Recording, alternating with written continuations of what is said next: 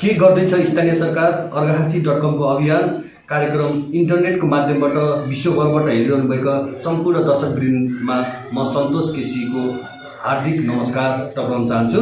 अहिले तपाईलाई अर्घाखाँची.com मार्फत के गर्दैछ स्थानीय सरकार अर्घाखाँची.com को अभियान कार्यक्रम हेरिरहनु भएको छ र हामीले यस कार्यक्रमलाई अर्घाखाँची जिल्लाका प्रत्येक स्थानीय निकायका प्रत्येक वाडा कार्यालयमा गएर त्यहाँका वाडा प्रमुख अथवा वाडा अध्यक्षसँग चाहिँ सम्बन्धित वाडाले यो 3 वर्षको अवधिमा गरेका विकासका क्रियाकलाप, सामाजिक व्यवस्थाका क्रियाकलाप, जनजीविकाका क्रियाकलापहरू र आगामी अब अझै 2 वर्ष बाँकी रहेको अवधिमा गर्ने योजनाको बारेमा चाहिँ हामी तपाईहरुलाई वाडा अध्यक्ष मार्फत कुराहरू राखिरहेका छौं। र यसै क्रममा आज हामी सन्धिखर्क नगरपालिका वार्ड नम्बर 7 फुटबलमा रहेको वाडा कार्यालयमा आएर हामी यहाँका वाडा अध्यक्ष श्री प्रीतम बहादुर थापासँग चाहिँ हामीले के गर्दैछ स्थानीय सरकार अर्घाखाँची.com को अभियानमा कुरा गर्न गइरहेका छौं र म ढिला नगरी के गर्दैछ स्थानीय सरकार अर्घाखाँची.com को अभियान कार्यक्रममा सन्धिखर्क नगरपालिका वार्ड नम्बर 7 का वाडा अध्यक्ष श्री प्रीतम बहादुर थापालाई स्वागत गर्न चाहे। हार्दिक स्वागत गर्न चाहन्छु अर्घाखाँची.com मा वाडा अध्यक्षज्यू। धन्यवाद अर्घाखाँची.com लाई। हामी 2074 असार 20 गते हामी निर्वाचित भइसकेपछि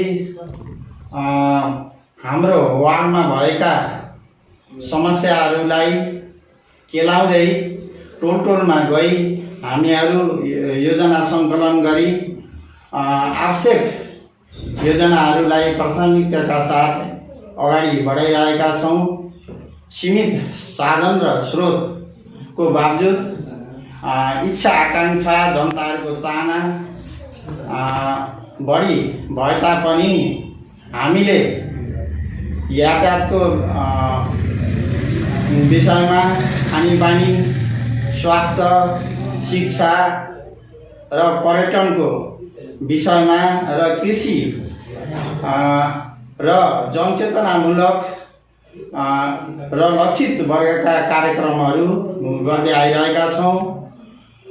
जसमध्ये हामीले पहिलो वर्ष प्रत्येक टोलमा गई जनताका बाट के गर्न आवश्यक छ यसको लागि भनेर हाम्रो वार्ड समिति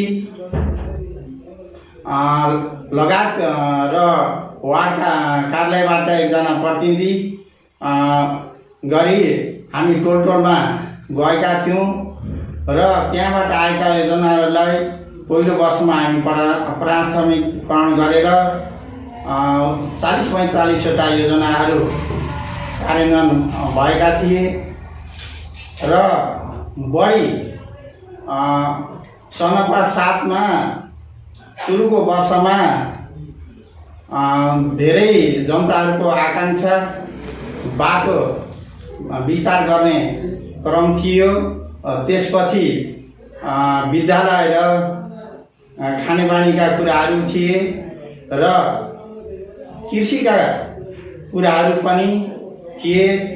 ती हाम्रो बजेटले भ्याएसम्म तिनीहरूलाई प्राथमिकीकरण गरेर अब यो 3 वर्षभित्र हामीले कुनै पनि नयाँ गोरेटो बाटा, मोटर बाटाहरू खन्न प्रतिबन्ध लगाएका छौँ, पुरा गरेका छौँ। जहाँ कि प्रत्येक टोलमा अहिले बाटो प्रत्येक टोल 4-5 वटा जुन बस्ती छ त्यो ठाउँमा जीप र मोटरसाइकल चल्ने भएको छ। एउटा यस्तो विकट ठाउँ छ जो सुपा देउरालीको पूर्वपट्टि भैँसी मेला भन्ने त्यो ठाउँ अति विकट छ। त्यहाँ पहिले 9 घरधुरी थिए, अहिले हाल 4 घरधुरी छ र नजिकै गौशाला लगभग 1 किलोमिटरको दूरीमा छ। त्यहाँ गौशालासम्म मोटर बाटो आएको छ र 1 किलोमिटरको लागि अति चट्टान भएको नाताले हामीले त्यसलाई गोरेटो बाटोको काम गरिरहेका छौँ। यस वर्ष पनि त्यहाँ गोरेटो बाटोको लागि केही पैसा विनियोजित गरेका छौँ। र अब मैले कुरा काटेँ,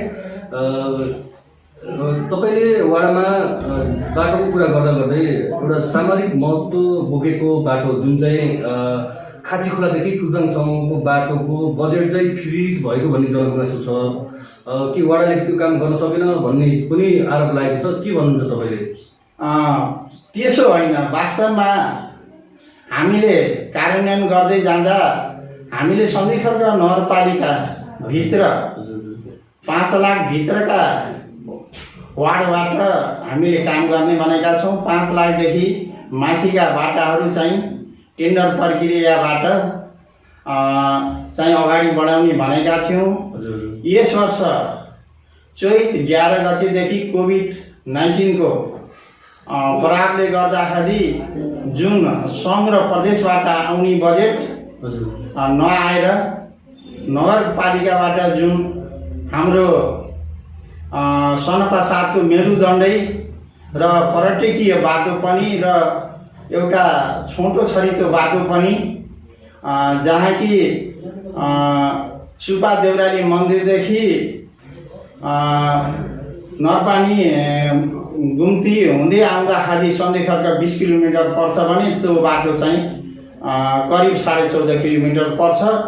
त्यो बाटोमा विगतमा पनि पैसा सुरुको वर्षदेखि लगातार पैसा परिरहेको छ। त्यसो त त्यो सङ्घ र प्रदेशबाट त्यस्तो पैसा परेको छैन। नगर वार्डबाट हामीले वार्ड स्तरबाट नगरपालिकाबाट विनियोजित गरेका थियौँ। यस वर्ष हामीले वार्डबाट गत वर्ष हामीले वार्डबाट त्यो बजेट विनियोजित गरेका थिएनौँ। नगरपालिकाबाट हामीलाई तपाईँले छनौट गरेका 15 लाख बराबरका योजनाहरू पनि कटौती गरेर दिनुहोस् र नगरबाट विनियोजित रकम जुन खाँची खोलादेखि खुदबाङसम्मको 17 लाख, गच्छी खोलादेखि दुवार पल्लावारी हुने 5 लाख र केही 1-2 लाखका योजनाहरू गरेर हाम्रो चाहिँ 15, 32, 37, 38 लाख चाहिँ केन्द्र र सङ्घबाट, सङ्घ र प्रदेशबाट पैसा नआएको हुनाले नगरपालिकाले नै पत्रचार गरेर कटौती भएर त्यो काटिएको हो। जुन यहाँले कुरा गर्नुभयो उहाँले काम गर्न नसकेर भनेर, हामी यो कोभिड-19 को प्रभाव हुँदाहुँदै पनि हाम्रा योजनाहरू हामी असार 25 गते भित्र सबै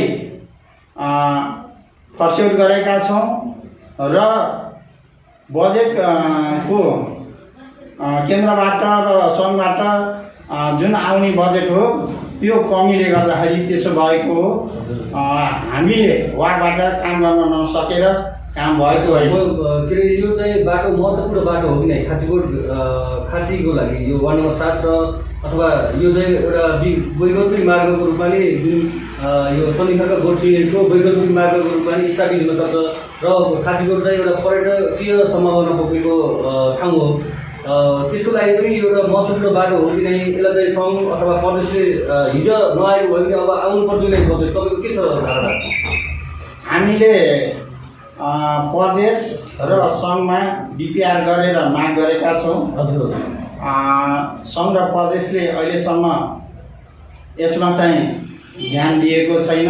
अति आवश्यक बाटो हो, सबै मान्यज्यूहरूले ध्यान दिनुहुनेछ र यस वर्ष नगरपालिकाबाट पनि रकम विनियोजित हुँदैछ।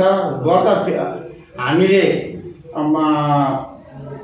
स्थगित गरेका बजेट नआएर स्थगित बाटाहरू सन्धिखर्क नगरपालिकाभित्र रहेका कामहरूलाई तिनलाई निरन्तरता दिने भनिएको छ। यस वर्ष त्यो काम हुन्छ र यस वर्षको अविरल वर्षको कारणले हाम्रो सनपा 7 अहिले गाउँघरमा जान नसकिने अवस्था छ। 1500वटा घर धुरीहरू बस्ती छोडेर अन्यत्र गएर कसैको शरणमा गएर बसेको अवस्था छ। हामीले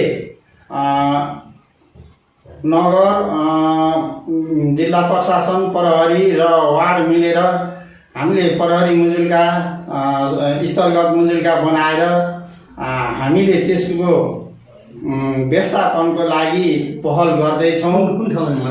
हाम्रो जस्तै यो भुजुङ्गे यसभन्दा पहिले पनि सो क्षेत्र अति जोखिम र त्यो ठाउँलाई स्थानान्तरण गर्नुपर्छ भनेर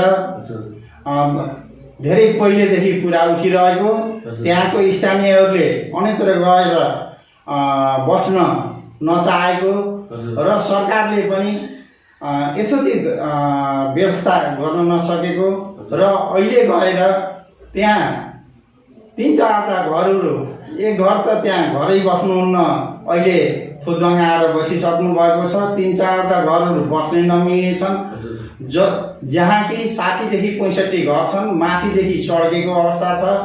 त्यो चाहिँ हामीले नगर र जिल्ला प्रशासन कार्यालय विपद व्यवस्थापनमा पनि पत्रचार गरिसकेका छौँ। हामीले अहिले सुन्ने गरेका छौँ निसीबुजी र तत्कालै गएको निसीबुजी र पूर्वको लिदी भन्ने ठाउँमा त्यस्तो नहोस्, सनपा 7 भनेर हामीले स्थानीय निकाय र जिल्ला प्रशासन कार्यालयलाई पनि अनुरोध गरेका छौँ। हामी पनि सजग भएका छौँ। त्यहाँका स्थानीयहरू पनि कुनै बेला त्यस्तो हुनसक्छ, अविरल पानी परेको बेलामा त्यहाँ नबस्नुहोस्, बरु विद्यालय अन्यत्र कसैको छरछिमेकको घरमा गएर बस्नुहोस् भनेका छौँ।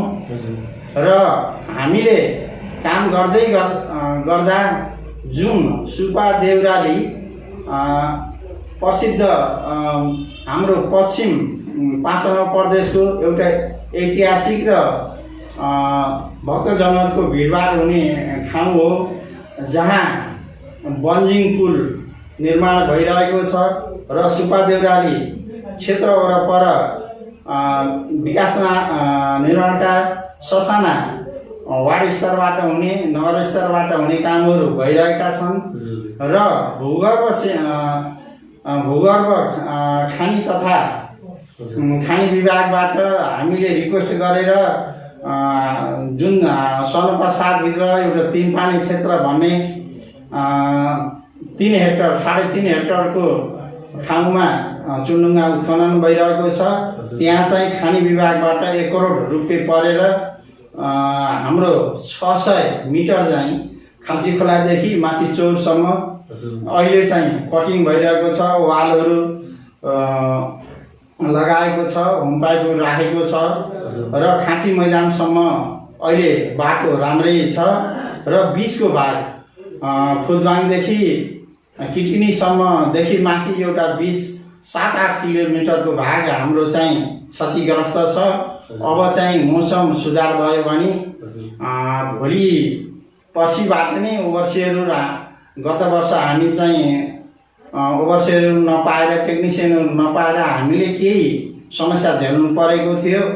अहिले चाहिँ प्रमुख प्रशासकीय अधिकृत पनि नयाँ आउनुभएको छ र प्रत्येक वार्डले एउटा चाहिँ सब ओभरसियर पाएको छ। हाम्रा योजनाहरू, हाम्रा समस्याहरू छिटो छरितो गर्नको लागि हामीले यो अहिलेको भयावह अवस्था, यो महामारीको अवस्थाले हामीलाई के गर्ने हो, हामी चाहिँ चैतभन्दा वैशाख नलैजाने गरेर यस वर्षका योजनाहरू हामी पुरा गर्नेतर्फ लागिरहेका छौँ। वडाध्यक्षज्यू, म यो सुब्बा देउराली र खानीको बारेमा चाहिँ म अलिक पछि कुरा गर्छु। यो जुन वार्ड नम्बर 7 छ चाहिँ धेरै अरू स्थानीय निकायको लागि पनि खानेपानीको स्रोत हो। यहाँबाट खानेपानी प्रसारण भइरहेको छ र अहिले यहाँको स्थिति चाहिँ के छ? 7 नम्बर वार्डमा चाहिँ खानेपानीको स्थिति, खानेपानीको पहुँच अथवा सरसफाइको पहुँचहरू कस्तो छ अवस्था छ? युएन हेबिटेटबाट हामी सहकार्यमा वार्ड र युएन हेबिटेटको सहकार्यमा हामी चाहिँ कार्यक्रम अगाडि बढाइरहेका थियौँ। सरसफाइको र खानेपानीको विषयमा हाम्रो चाहिँ साबिकको 1 र 9 का चाहिँ 190 घरधुरीलाई यो खानेपानी योजनाबाट यो बहुवर्षीय योजना थियो र अन्तिम चरणमा पुगेको छ। एक घर एक धाराको लागि यो कोभिड-19ले गर्दा गत वर्ष सामग्रीहरू पाइपहरू अरू आएको छ र ट्याङ्कीहरू जुन लाइनहरू विद्युतको लाइनहरू ट्रान्सफर्मरहरू र रिजर्भर टङ्कीहरू बनिसकेका छन्। अब हामी चाहिँ खानेपानीले सामग्रीहरू जम्मा भएको छ। ती सामानो टेक्निसियन आएर हामीलाई लाइन दिएमा हामी 2-2.5 महिनामा माथिल्लो बेडको एक घर एक धारा चाहिँ बनाउँदैछौँ र सनपा 7 खानेपानीको माथिल्लो बेडमा नभए पनि तल्लो उत्तरी बेडको भागमा मुहानहरू प्रशस्त छन्। अहिले नरपानी नुवाकोट मोटर बाटोले गर्दाखेरि विस्तार हुने क्रमले गर्दाखेरि हाम्रा 5-6वटा योजनाहरू चाहिँ लथालिङ्ग भएका छन्। इन्टेकहरू पाइपहरू भएका छन्। त्यसलाई चाहिँ हामीले वार्डबाट कहाँ कति नोक्सान भएको छ त्यसलाई के गर्न सकिन्छ भनेर प्राथमिकताका साथ हेर्ने भनेर खानेपानी शीर्षकमा पनि 5 लाख जति बजेट छुट्याएका छौँ र अरू ठाउँमा जस्तै 4-6को खानेपानी पनि त्यो कर्मागतमा छ, जहाँ लिफ्टिङको अन्तिम चरणमा गइरहेको छ। यदि त्यो गयो भने हाम्रो साबिकको खाँचकोट 4-6मा पनि करिब 55% जनताले चाहिँ एक घर एक धारा पाउनेछन् र वास्तवमा हेर्दा हामीले चाहिँ मर्मत सम्भार गर्नुपर्ने आवश्यक छ। अन्यत्रबाट त्यस्तो चाहिँ पानी लिएर हाम्रो आफ्नै वार्डभित्रबाट हामी चाहिँ सञ्चालन गर्नुपर्ने देखिन्छ र 4-6को लागि हामीले भूमिका साबिकको 4-6को लागि हामीले भूमिका स्थान नगरपालिका वार्ड नम्बर 9बाट ठुला पँधेरा भन्ने ठाउँदेखि हामी 43-44तिर सम्झौता गरेर हामीले चलाइरहेका छौँ। त्यहाँ चाहिँ को स्रोत चाहिँ छैन र हामीले त्यसलाई यो घुरुङ खोला भन्ने ठाउँबाट ग्राभिटी पनि लैजानुपर्छ, लिफ्टिङलाई पनि बढावा दिनपर्छ भनेर लागिरहेका छौँ। यो नगरपालिकाबाट गर्ने खानेपानीको योजना हाम्रो काबुभित्रको छैन, केही रकम बढी लाग्ने भएकोले हामीले त्यसलाई प्रदेशलाई अनुरोध गरेका छौँ र पठाएका पनि छौँ। के हुन्छ हेरौँ। दर्शकवृन्द, अहिले तपाईँ हामीलाई अर्घाची.com मार्फत इन्टरनेटको माध्यमबाट विश्वभरबाट नै के गर्दैछ स्थानीय सरकार अर्घाची.com को अभियान कार्यक्रम हेर्दै हुनुहुन्छ र आज हामी यही कार्यक्रम अन्तर्गत चण्डीगढका नगरपालिका वार्ड नम्बर 7 को वार्ड कार्यालयमा आएर यहाँका वार्ड श्री प्रितमबहादुर थापासँग चाहिँ हामीले यहाँका बारेमा कुराकानी गरिरहेका छौँ र म कुरालाई अगाडि बढाउन चाहे। वार्ड अध्यक्षज्यू, अहिले जुन यही चण्डीगढ नगरपालिका वार्ड नम्बर 6ले चाहिँ खानी उत्खननको काम रोकेर चाहिँ पर्यटकीय स्थल बनाउने, त्यसलाई चाहिँ पर्यटकीय रूपमा विकास गर्ने सोच अगाडि बढाएको छ। तर 7 नम्बरले चाहिँ खानी उत्खनन गर्न दिएको र प्राकृतिक स्रोत साधनहरूलाई चाहिँ जुन चाहिँ जडीबुटीका सम्भावना बोकेको ठाउँ हो त्यसलाई चाहिँ ह्रास गरेको, विनाश गरेको भन्ने आरोप चाहिँ जनताबाट छ है। अब यो जनताबाट आएको गुनासो हो। जनता तपाईँ चाहिँ कसरी यसलाई तपाईँले डिफेन्स गर्नुहुन्छ? यसलाई चाहिँ कसरी यो चाहिँ यो कुराहरू हामीले चाहिँ यहाँबाट फाइदा लिएका छौँ, हामीले चाहिँ प्राकृतिक स्रोत साधन चाहिँ को सदुपयोग गरेछौँ भन्न चाहनुहुन्छ कि होइन? यो चाहिँ ठिक होइन, अब हामी बिस्तारै यसलाई रोक्दैछौँ भन्न चाहनुहुन्छ के हो? पर्यटनको हिसाबले हाम्रो नजिक सुपा देउराली मन्दिर र खाँचीकोट भगवती मन्दिर पनि परेको पर्यटनको हिसाबले उत्खनन कार्य 100 गन्तव्यमा पनि पर्छ नेपालमा। राम्रो होइन। हजुर तर नेपाल सरकारले ग्लोबल टेन्डरबाट हजुर खानी उत्खनन गर्न इजाजत हजुर दिएको हुँदा हामीले केही 6-7 वर्ष पहिले हामीले यहाँ उत्खनन गर्न हुन्न, हजुर यसलाई हराभरा राख्नुपर्छ भन्दा नेपाल सरकारबाट इजाजत पाइसकेपछि जम्मा हाम्रो नरपानी र खाँचीकोटको क्षेत्र भनेको 7.5 वर्ग किलोमिटर भित्र पर्ने एरिया हो। हाम्रो केवल 3 वर्ग किलोमिटर भित्र पर्छ। त्यो ठाउँ त्यस्तो उर्वरा त्यस्तो बिरुवाहरू रुखहरू नभएको ठाउँ छ र पतझर भुटानहरू भएको ठाउँ छ र यो खन्दै जाँदाखेरि हो सरकारलाई उद्योग धन्दा कल कारखाना त खोल्नुपर्छ। होइन, एकदम खानी उत्खनन पनि राम्रो कुरा हो, तर त्यहाँ जनता चाहिँ जनतालाई लाभान्वित हुनु पर्यो नि। तर खानी उत्खनन पनि गर्नु तर के हुँदो रहेछ भने गाउँको नजिक भएको हुनाले त्यसको प्रभाव जनताहरूलाई परेको छ। वातावरणीय ध्वनि प्रदूषणहरू विभिन्न कुराहरू। तर त्यहाँको मानिसहरू 60-65 जनाहरू ड्राइभर, हेल्पर, अपरेटरहरू र केही त्यहाँ काम गर्ने 10-15 जना अरूले पनि काम गरिरहेको अवस्था छ र त्यसले गर्दाखेरि सरकारको नीति जुन महाभारतको डाँडो हो, क्षेत्रफल हो, त्यो त्यति हाम्रो अहिले 3 वर्ग किलोमिटर नभएर पश्चिमको जुन टार मसिनाको लेक भनिन्छ त्यो क्षेत्र पनि दर्ता भएर कसैले लिएको उत्खनन प्रक्रियामा जान रहेको भन्ने बुझिन्छ। तर त्यहाँको स्थानीयहरूको स्वास्थ्य, त्यहाँको रोजगारहरू, त्यहाँको बेनिफिटलाई मध्यनजर राखेर सरकारले चाहिँ काम गर्नुपर्छ र हामीले हाम्रो 60-65 जनाले अहिले काम गरिरहेको हाल पनि त्यसले गर्दाखेरि हामीले पूर्ण रूपले बन्दै गर्नुपर्छ, यसो गर्नुहुन्न त भन्न सकेका छैनौँ। सरकारले एउटा पोलिसी बनाउनु पर्छ। हामीले मात्रै चाहेर पनि हुँदो रहेछ र त्यहाँका जनताहरूको व्यवस्थापन गरेर कि रोजगारको ग्यारेन्टी लिएर त्यहाँ अहिलेसम्म हामीले त्यहाँबाट पाउने भनेको ती मानिसहरूले रोजगार पाएका छन्। अन्यथा नेपाल सरकारको खातामा रोल्टी जान्छ।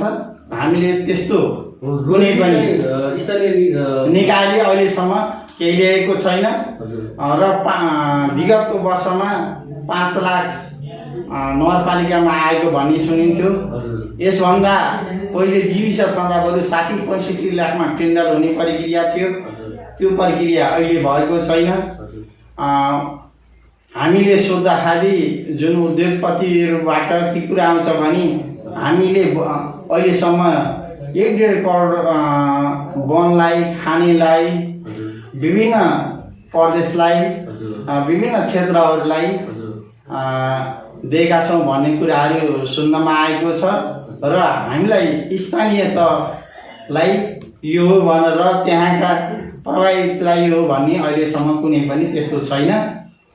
यो सबैले चिन्तन मनन गरेर के गर्दा उपयुक्त हो, स्थानीय तहले पनि, सङ्घले पनि, प्रदेशले पनि र त्यहाँको बौद्धिक वर्ग, राजनीतिक दलहरूले पनि सोच विचार गरेर अगाडि बढ्नु उपयुक्त हुन्छ। भनेपछि 60-70 जना हाम्रा युवाहरू बाहेक उहाँहरूको रोजगारीको अथवा स्वरोजगारको कुराहरू बाहेक अरू हाम्रो स्थानीय तहलाई चाहिँ अथवा हाम्रो स्थानीय वार्ड नम्बर 7लाई चाहिँ कुनै कुराबाट लाभान्वित चाहिँ छैन। बरु हाम्रो प्राकृतिक स्रोत विनाश भइरहेको छ। हाम्रो स्थानीय निकाय छ जसलाई चाहिँ हामी आत्मनिर्भर बनाउनको लागि चाहिँ लागिरहेका छौँ, त्यसलाई चाहिँ खानीबाट कुनै लाभ छैन भन्नु हो। भन्न खोजेको त्यही नै हो र अहिले हामीले स्थानीय तहले केही लिए छैन भन्दा हामीले आदर्श माविलाई एक प्रावितको हजुर पैसा चाहिँ त्यहाँ आउने गरेको छ। हजुर अन्यथा हामी सनपा 7 का कसैले घर बनाउने अथवा केही बनाउने युज गर्छन् सिमेन्ट भने हामीले 25% छुटमा वार्डको सिफारिसमा पाउने गरेका छौँ र साबीको 109ले त्यो फाइदा लिएको छ। तलको साथीहरूले त्यो कुरा नबुझेर हो अथवा हामीले पनि त्यहाँसम्म नपुर्याउन सकेर हो, उहाँहरू अहिलेसम्म आउनुभएको छैन। यदि माग भएमा 25% डिस्काउन्टमा सिमेन्ट पाउनुहुन्छ र जिल्लाको कुनै पनि धार्मिक सामाजिक क्षेत्रको लागि 5% दिने भनेर यसभन्दा यो 74 भन्दा अगाडि भएको निर्णयले त्यो गरेको थियो। अहिले त्यस्तो कुनै पनि भएको छैन। ठिक छ, यो चाहिँ अब वडा अध्यक्षज्यूको भूमिका रहन्छ। यसमा चाहिँ कसरी हामी चाहिँ लाभान्वित हुन्छौँ, खालि उत्खनन हामी विरोधी होइन, तर व्यवस्थित तरिकाले गर्नुपर्छ, वातावरणीय प्रभाव मूल्याङ्कन गर्नुपर्छ, स्थानीय जनताहरूको जीवनलाई मध्यनजर गरेर उनीहरूको जीवनस्तरलाई मध्यनजर गरेर जसले लाभ लिने हो त्यसले लाभ लिनुपर्छ भन्ने हाम्रो धारणा हो। त्यसरी हामीले यसलाई अगाडि बढाएको, किनकि हाम्रो त्यो सरकारको विषय पनि हो। अझै म अगाडि बढ्न चाहे, अरू हामीले कुरै गरेनौँ, हामी त्यसैमा अल्झ्यौँ यो उसमा स्थानीय निकायले गरेको कुराहरूको बारेमा। र यो सुब्बा देउराली पनि एकदम हाम्रो पवित्र ठाउँ पनि हो, एकदम धार्मिक स्थलीय पनि हो र 100औं गन्तव्यको रूपमा, पर्यटकीय गन्तव्यको रूपमा सुब्बा देउराली पनि राखेको छ। यहाँ चाहिँ 3000 देखि 4000 को बिचमा चाहिँ अहिले कोभिड-19ले गर्दा चाहिँ ठप्प छ, तर त्यसभन्दा अगाडिको दिनहरूमा चाहिँ 3000 देखि 4000 को बिचमा दर्शनार्थीहरू आइराख्नुहुन्छ। आर्थिक कारोबार पनि हुन्छ त्यहाँ मन्दिरमा आएपछि। कसरी यो त्यसलाई चाहिँ कसरी व्यवस्थापन गर्नुभयो, के कस्तो अगाडि बढिरहेको छ? सुब्बा देउराली को व्यवस्थापन तपाईँ अध्यक्ष पनि हुनुहुन्छ होला सायद? म अहिले हाललाई त्यस मन्दिरको सुब्बा देउराली संरक्षण समितिको अध्यक्ष पनि छु। यसभन्दा पहिले हामी वार्षिक चाहिँ गत साल चाहिँ हामी 85 लाख जति बजेट चाहिँ जम्मा गर्न सफल भएका थियौँ। यस साल चाहिँ हामी चैत 11 गतेदेखि पूर्ण रूपले बन्द छ। त्यहाँ नित्य पूजा बाहेक अन्य पूजाहरू बन्द गरिएको छ। त्यो प्रभाव त्यहाँको व्यापारी, त्यहाँको मन्दिरलाई परेकै छ। यस्तो कुरा हाम्रो नेपाल अधिराज्यभरमा पनि भइरहेको छ र हालसम्म हामीले त्यहीँको भेटीबाट त्यहाँ जे जति गर्न सक्यौँ त्यही गरेका छौँ।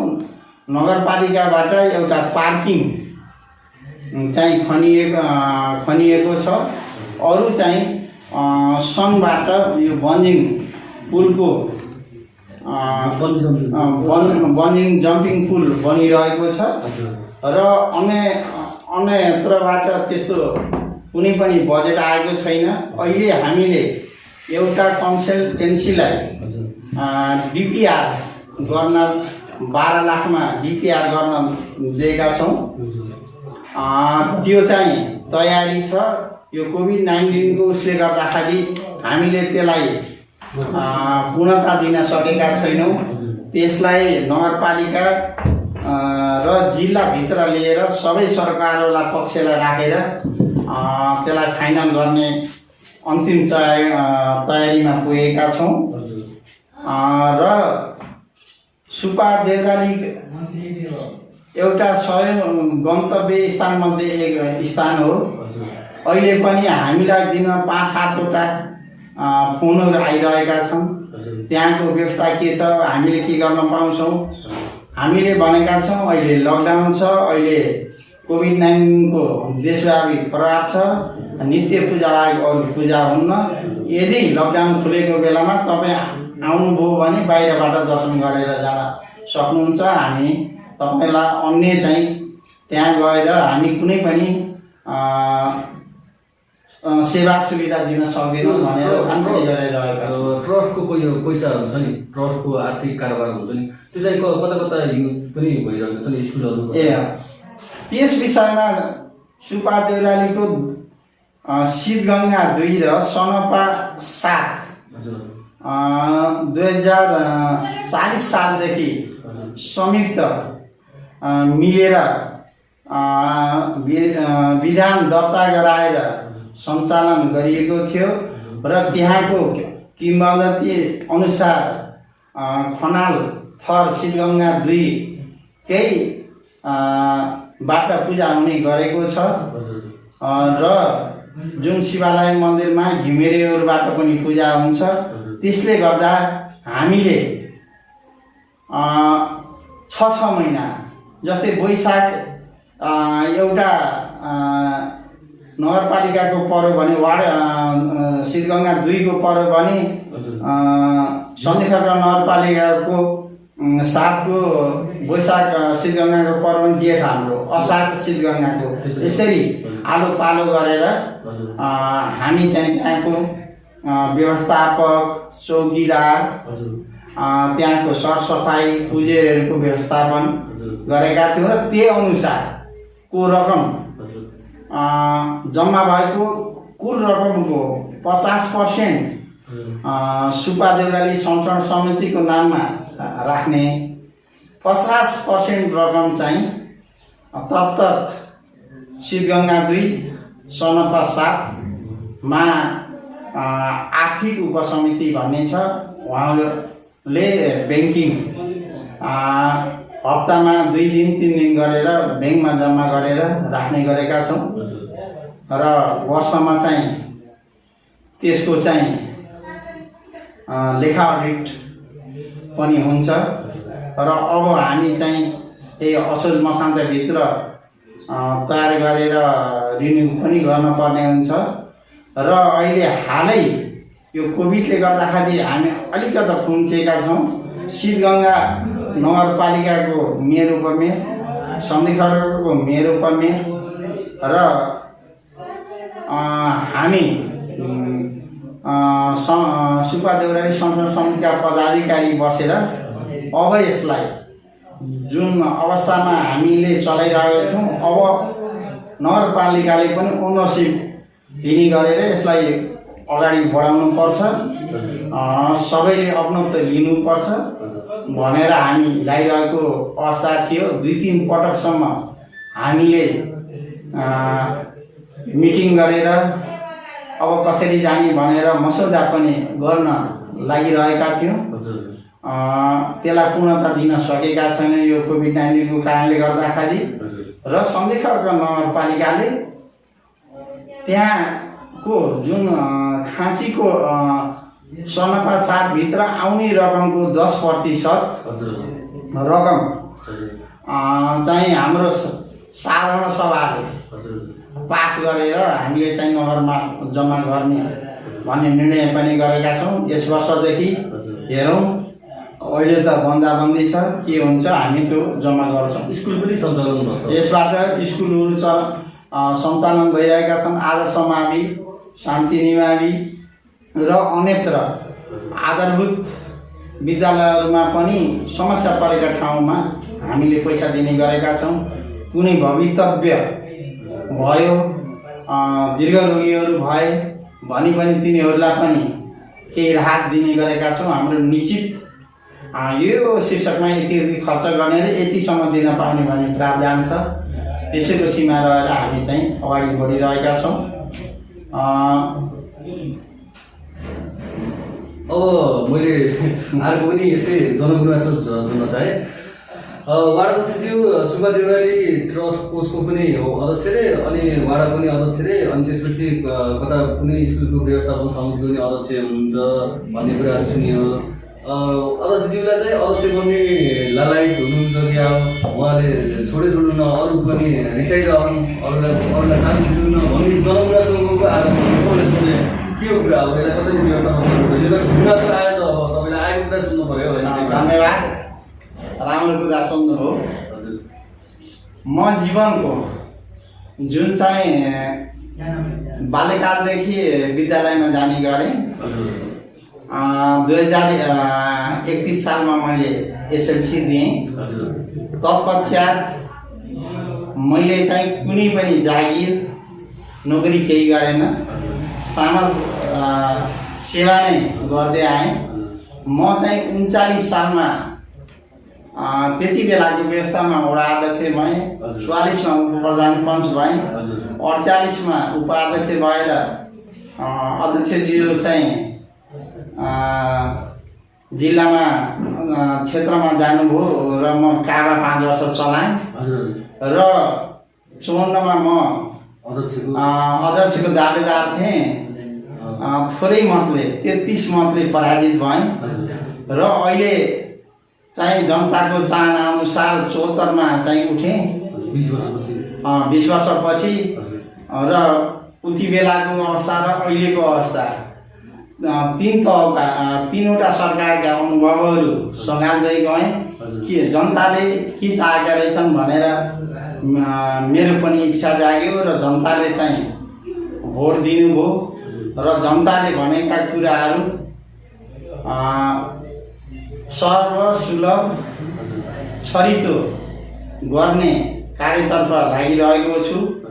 हो, त्यस ठाउँमा छलफल गर्दा यताउति गर्दा तपाईँ हुनुपर्छ भनेर जनताले भन्दा म हुन्न, तपाईँले मलाई किन भन्नुभयो भन्ने कुरा रहँदैन। यहाँले जिज्ञासा राखे जस्तै त्यो कुरा हो। यो चाहिँ राजनीतिक दलहरूमा पुराना अहिलेसम्म वर्तमान पनि चलिरहेछ। त्यस्ता कुराहरू वडा अध्यक्षज्यूमा चाहिँ रह कि भनेर जुन कुरा गर्नुभयो, यदि जनताले चाहेको खण्डमा तपाईँ उठ्नुपर्छ भनेको बेलामा म उठ्न तयार छु। यदि होइन तपाईँ बस्नुपर्छ, अब भयो तपाईँ भनेको अवस्थामा म चाहिँ जनताको कुरालाई शिरोधार्य गरेर यो कुरा अब तपाईँको व्यवस्थापन कुरा हो, तपाईँले दिनुपर्ने कुरा हो, जनताले जे चाहन्छ त्यही हुने कुराहरू भयो। यो मैले अब अलिकति तपाईँले पुरानो राजनीतिक इतिहास बोकेर हिँड्नु भएको मान्छे, यो 20 वर्ष अगाडिको स्थानीय सरकार र अहिलेको स्थानीय सरकारमा फरक चाहिँ के पाउनुभयो? काम गर्दाखेरिको अनुभवले, कामको अनुभवले चाहिँ अहिले पनि 3 वर्ष काम गर्नुभयो, पुरानो तपाईँले पञ्चायत कालदेखि नै र फेरि पनि बोझल आएपछि पनि तपाईँले चुनाव जितेर गर्नुभयो होइन? त्यो बेला पनि काम गर्ने मौका पाउनुभयो। अझ कार्यभाग अध्यक्ष 48 सालको स्थानीय कार्यभाग 5 वर्ष कार्यभाग चलाएर बस्नुभयो। यो फरक चाहिँ के पाउनुभयो? यो अहिले र अहिले के विकास भयो त्यो हो? विगत भन्दा हालको चाहिँ उसमा केही संशोधन गरेर आएको छ, अधिकार पनि त्यही अनुसार अलि दिएको छ र सबैसित समन्वय गरेर अगाडि बढ्यो भने अहिलेको जुन काम गराइ सिस्टम हो, अब 21औं शताब्दीको अलिकति उति बेला मान्छे पैदल हिँड्न पर्ने, विभिन्न गर्न पर्ने, चिठी लेख्न पर्ने यताउति थियो भने अहिले साधन स्रोत यताउतिले गर्दाखेरि फरक छ। आफ्ना कुराहरू जनताहरूले राख्न पाउँछन् र हामीले पनि जनताका कुराहरूलाई शिरोधार्य गरेर अगाडि बढ्नुपर्छ। पहिले चाहिँ काम गर्दाखेरि भइसकेपछि ल यो गर्ने न भनेर भनिसकेपछि अलिकता पहिलाको हुकुमी जस्तो थियो भने अहिले प्रजातान्त्रिक लोकतान्त्रिक पद्धति छ। यही नै फरक छ। राम्रो गरे भन्छन्, नराम्रो गरे नराम्रो गरे भन्छन्। अब ठ्याक्क अब अलिकति क्वेसन पनि आयो, अन्तिममा पनि छौँ। हामीले धेरै कुरा गऱ्यौँ अरू ठाउँभन्दा, यहाँले धेरै कुरा गऱ्यो। अब अरू विकासको कुराहरू चाहिँ भइरहेको छन्, हामी पनि देखिरहेको छौँ र त्यही भएर हामी चाहिँ जुन कुराहरू चाहिँ विवादित कुराहरू थियो त्यो कुराहरूलाई उठाउन खोजेका हौँ। तपाईँले राम्रोसँग दिनुभयो। अब वाडाको राम्रो स्रोत भएको ठाउँ हो, यो चाहिँ आत्मनिर्भर हुन सक्ने वाडा हो है।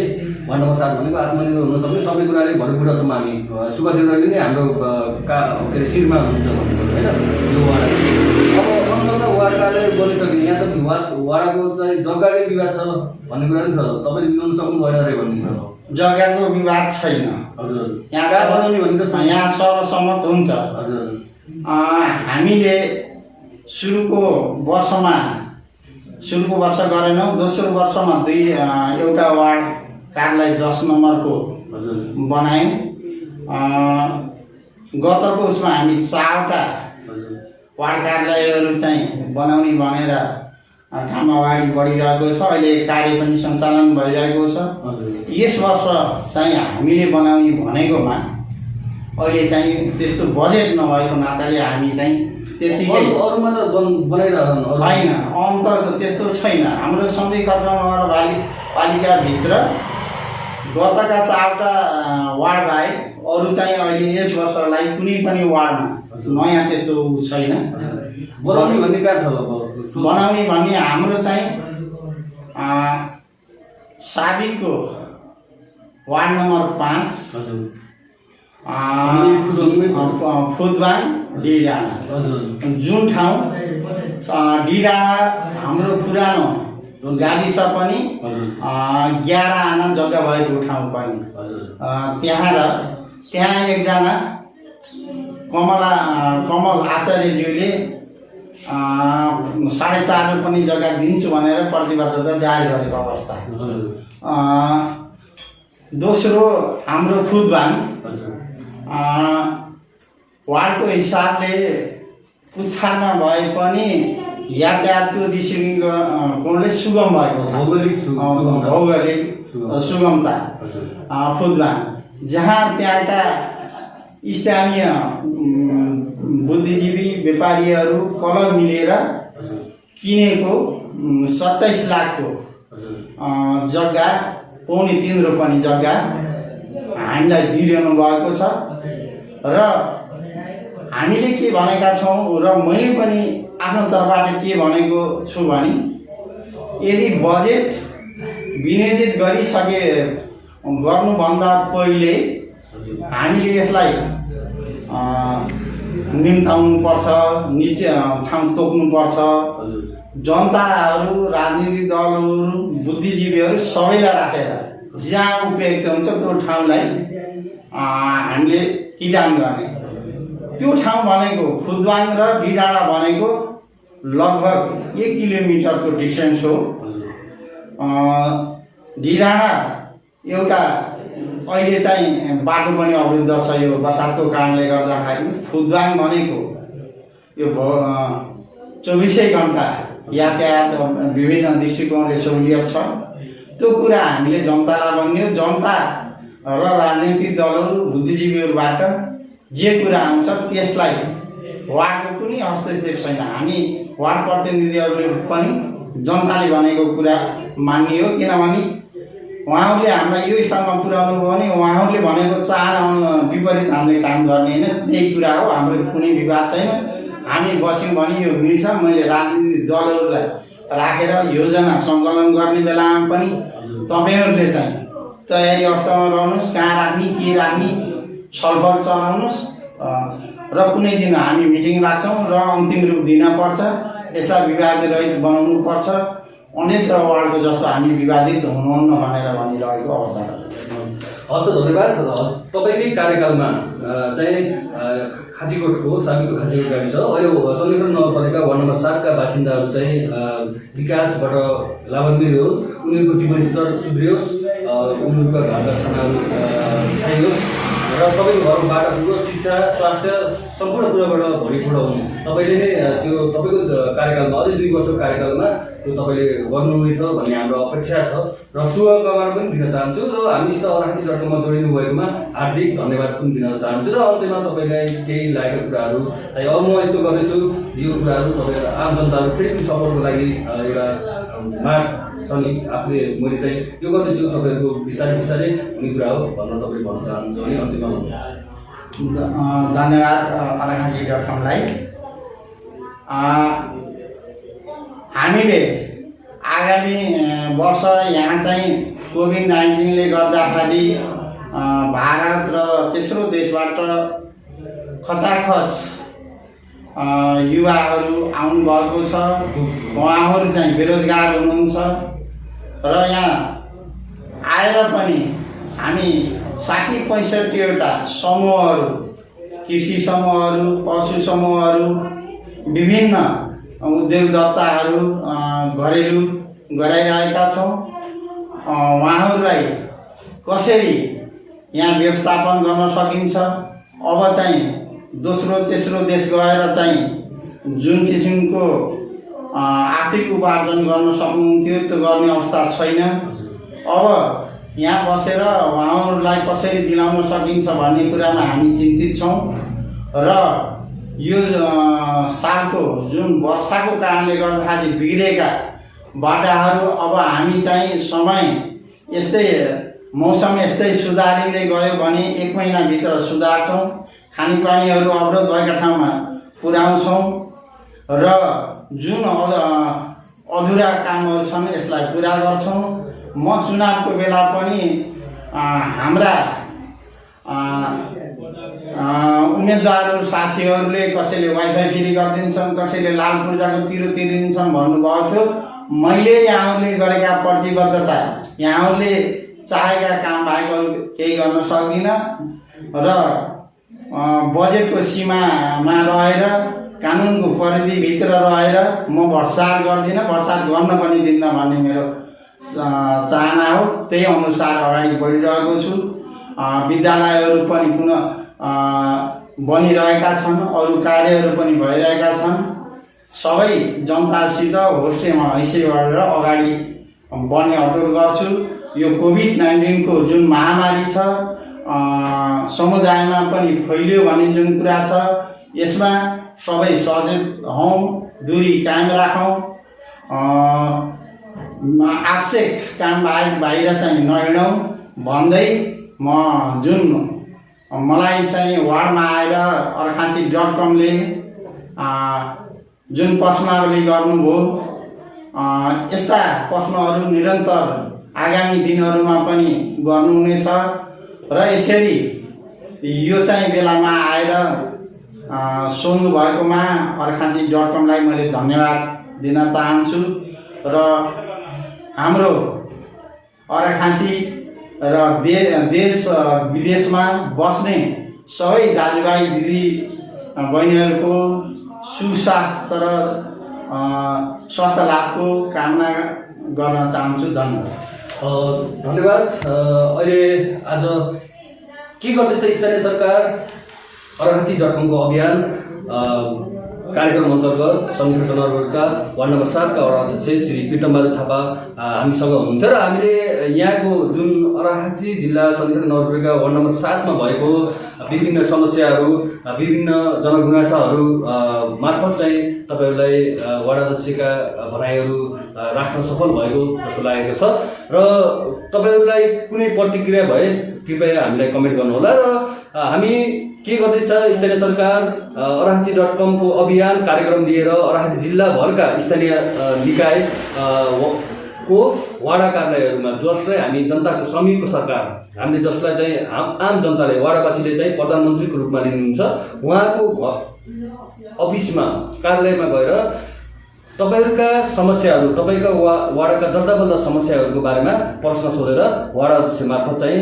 हामी तपाईहरुलाई सूचना दिन अभियानमा यो लागिरहेको छ र यदि तपाई कुनै सम्बन्धित तपाईसँग सम्बन्धित स्थानीय निकाय छ, त्यो वाडा छ र त्यहाँ तपाईका गुनासाहरू छन्, प्रश्नहरू छन्, त्यहाँ तपाईका काम कारबाहीप्रति चाहिँ अथवा सार्वजनिक सेवाप्रति चाहिँ त्यहाँको स्थानीय निकायले चाहिँ तपाईहरुको गुनासो सुनिएको छैन भने कृपया तपाई गोप्य रूपमा हाम्रो info@अर्खाँची.com, info@samkhirka.com र press@अर्खाँची.com मा इमेल गर्नुहोला र हाम्रा फोन नम्बरहरू नेपालमा रहेका फोन नम्बरहरू मार्फत पनि हामीलाई फोन गरेर टिपाउनु होला र अरू अन्य जुन सूचना सम्प्रेषणका अहिले जुन इन्टरनेटको माध्यमबाट सूचना सम्प्रेषण हुन्छ, जस्तै व्हाट्सएप, भाइबर र मेसेन्जरमा पनि हामीलाई तपाईका समस्याहरू टिपाउनु होला, तपाईको गाउँका समस्याहरू पनि टिपाउनु होला र हामी जस्ताको तस्तै लगेर वाडा अध्यक्ष समक्ष हामी आज जस्तै प्रश्न गर्नेछौँ भन्दै